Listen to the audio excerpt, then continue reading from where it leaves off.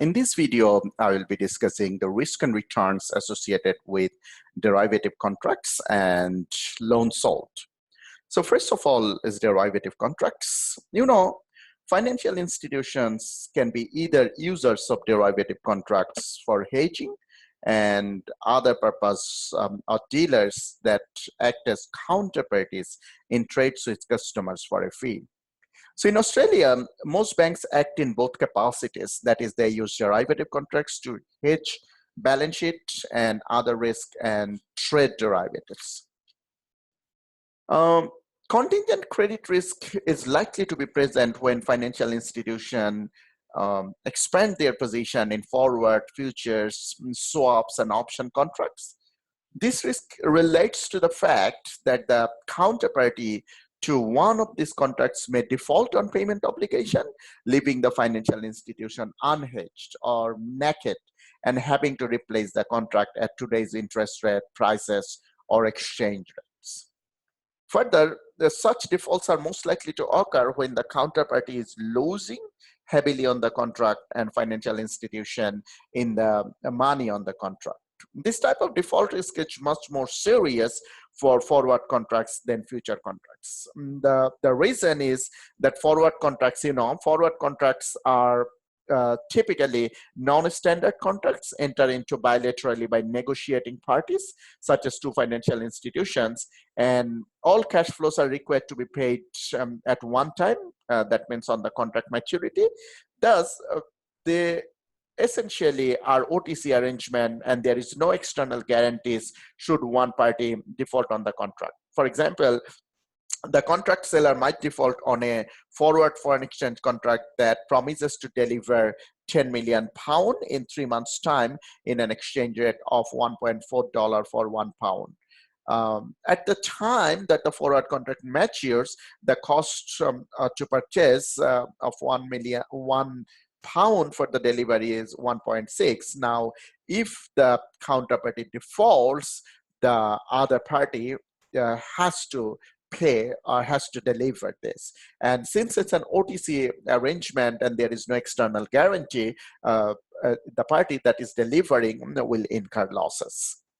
However, future contracts that also very similar to forward contract, that means a contract to deliver an asset at a future time at a future price. Futures contract on the other hand are standardized contract guaranteed by organized exchanges such as the Australian Securities and Exchange or New York future exchanges. Future contracts make commitments about the delivery of foreign exchange, for example, at some future date. If a counterparty defaults on a future contract, the exchange assumes the position and the payment obligations of the defaulting party, so that no counterparty incurs in losses. For example, when Barings, the British investment bank, was unable to meet its margin calls on Nikkei index futures traded on the CIMIX in 1995, the exchange stood ready to assume Barings $8 billion position in futures contract and ensure that no counterparty lost money.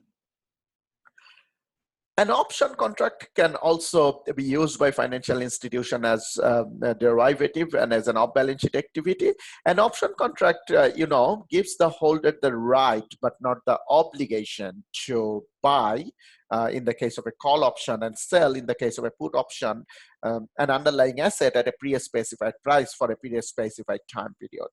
Now, option contract can be purchased or sold by a financial institution, trading either OTC or bought and sold on organized exchanges.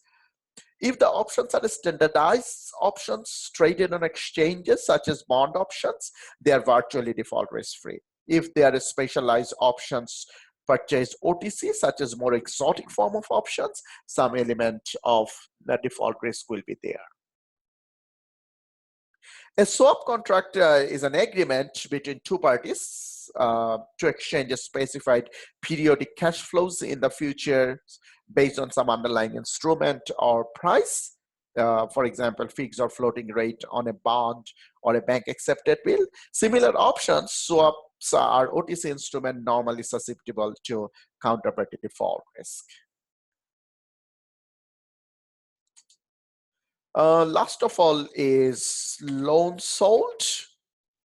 In one of the previous lectures, we discussed loan sales, and we also learned that after originating loans on their balance sheets by a financial institution, often sell loans to outside investor rather than holding them till maturity. Investor in loans include other financial institutions as well as corporations. In acting as loan originators and loan sellers, financial institutions are operating more in the fashion of loan brokers than traditional asset transformers.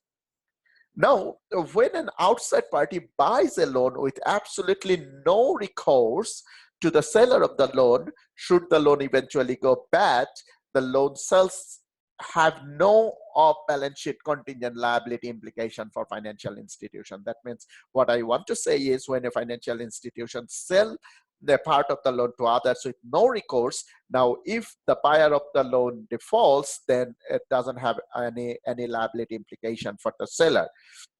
So no recourse means if the loan sold by financial institution goes bad, the buyer of the loan has to be at the full risk. So the buyer cannot put the bad loan back to the seller or to the originating financial institution. However, suppose a loan is sold with recourse, then loan sales present a long-term contingent credit risk to the seller. Essentially, the buyer of the loan holds a long-term options to put the loan back to the seller, which can be exercised should the credit quality of the purchase loan deteriorate. In reality, the recourse or non-recourse nature of the loan is often ambiguous. For example, some have argued that financial institutions generally are willing to repurchase bad recourse loans to preserve their reputations with their customers. So you understand that when there is a with recourse loan sale, it essentially has a credit risk for the loan seller, so it becomes an important off-balance sheet item for the bank. However, if a loan seller sell with no recourse, then it doesn't bring back the liability to the seller. So it doesn't have implication for the bank's off-balance sheet liabilities. So thank you very much. That's all of our discussion this week. If there is any question, don't hesitate to ask me by email or by discussion board. Thanks once again.